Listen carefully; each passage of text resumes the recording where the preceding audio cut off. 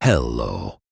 I doubt anyone here can guess what the police department of an almost brand new city in 1850 was like. So I tell you about the police department in Comal County in 1850. Some people pronounce police as police. But anyway, let us begin before you get upset. There was no formal police department in the modern sense. Instead, law enforcement was carried out through a hybrid system of elected officials, ad hoc posses, and community justice mechanisms, heavily shaped by German cultural traditions, Texas frontier law, and the lingering influence of Mexican and Spanish legal practices. Here's a breakdown of what policing looked like. Law enforcement structure. In 1850, Comal County, 1. Sheriff. Hauptmann, equivalent in German settlements. The sheriff was the primary law enforcement official, elected by county voters. Duties included serving warrants, collecting taxes, managing the jail, and forming posses when needed. Sheriffs were often well-respected settlers or German immigrants with standing in the community. 2. Constables. Each justice precinct had a constable, another elected officer.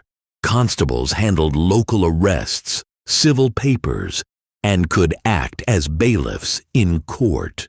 Their role was similar to today's deputy, but more localized and informal. Justices of the peace JPs acted as both judges and mediators, overseeing small claims and petty criminal offenses. In rural areas, local disputes were often settled in German fashion, through public arbitration or council decisions, with JPs enforcing outcomes. Quattro posse comitatus. In emergencies, the sheriff could call upon a posse, a group of armed citizens, usually to pursue fugitives, defend against bandits, or maintain order during unrest. These were temporary and often involved volunteer militia-style action. Cultural influences on law and order. German immigrant traditions. German settlers brought with them a tradition of order, community self-governance, and aversion to excessive violence. Most disputes were handled peacefully and within the community, with a strong emphasis on honor, reputation, and group consensus. The Verein system, voluntary societies, often helped resolve civic issues.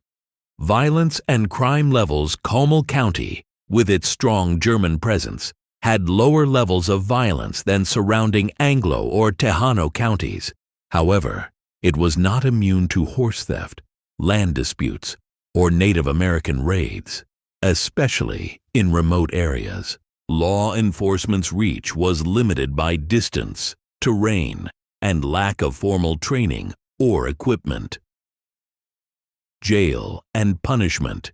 In 1850, the first jail in New Braunfels was likely a simple log or stone structure, either attached to the courthouse or standalone.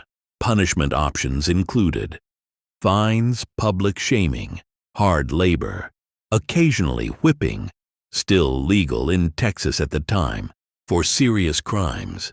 Prisoners were transported to regional jails or held until circuit judges arrived for trial. Legal system context. Texas law in 1850 still reflected Republic of Texas statutes, 1836, 1845, and Mexican colonial traditions. The common peace was more a community effort than a centralized force. County commissioners played a role in approving road patrols, liquor ordinances, and land use, indirectly affecting law enforcement. Notable law themes in 1850 Comal County. Feature description: primary authority, sheriff, elected local justices of the peace. Plus German communal norms, formal policing none. No standing police department. Crime prevention community-driven, posse-style response, German influence strong. Prioritized mediation, honor, and order. Jail conditions basic. Mostly used for short-term holding. Native threats occasional. Comanche raids possible outside town, weapons carried. Mostly personal rifles, pistols. Lawmen not uniformed. Court days occurred when circuit judges passed through.